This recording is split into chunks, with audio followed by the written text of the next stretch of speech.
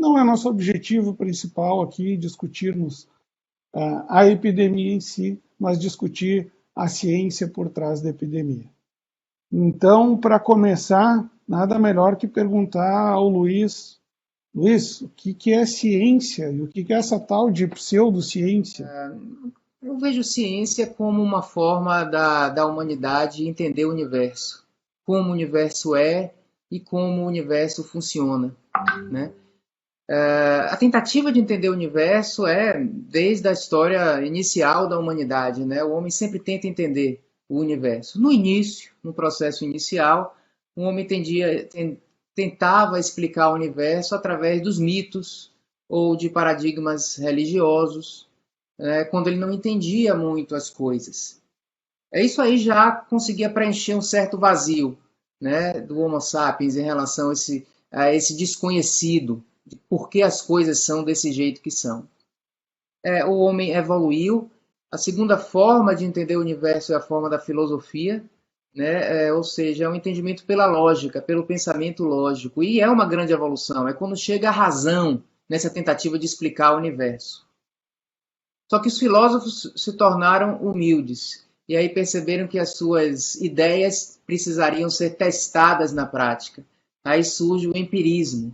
E quando o empirismo entra na filosofia, a filosofia vira ciência. Eu vejo a ciência, na acepção da palavra, de uma maneira pura, como uma filosofia humilde. É quando o pensamento surge, mas ele não se basta. Ele precisa ser testado com dados empíricos. Então aí surge a ciência, né? Então eu acho que ciência é a forma de entender o universo, forma contemporânea de explicar o universo, que requer pensamento, requer filosofia, mas requer demonstração prática também de nossas ideias, né?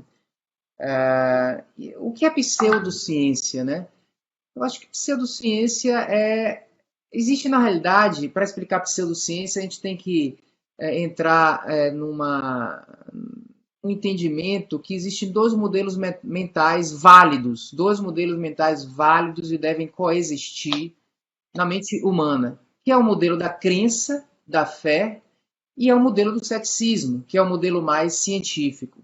Os dois devem coexistir. Para algumas coisas a gente utiliza a fé e a crença, para outras o ceticismo ou a visão científica. Eles não devem se entrelaçar.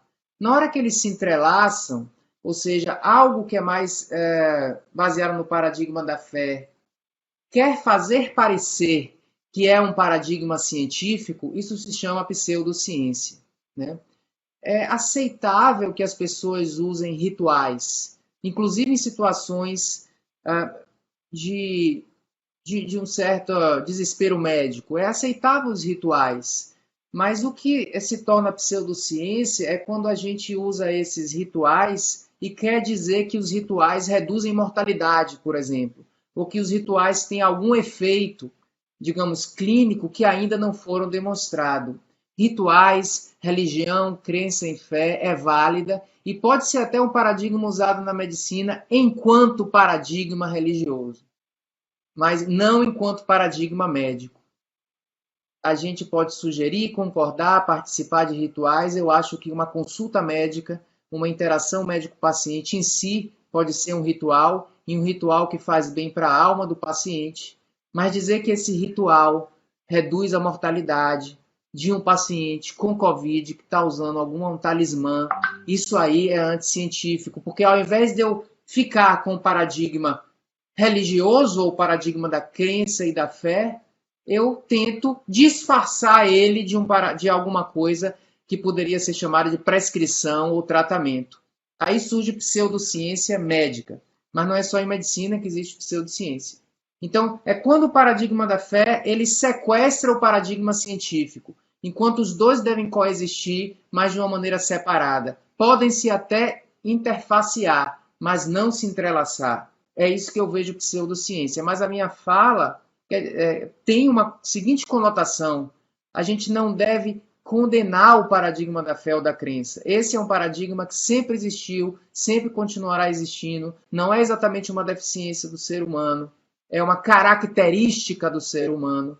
Então, é até uma forma de a gente compreender quando médicos confundem crença e ciência em suas prescrições. Às vezes é uma fragilidade humana e não uma má intenção.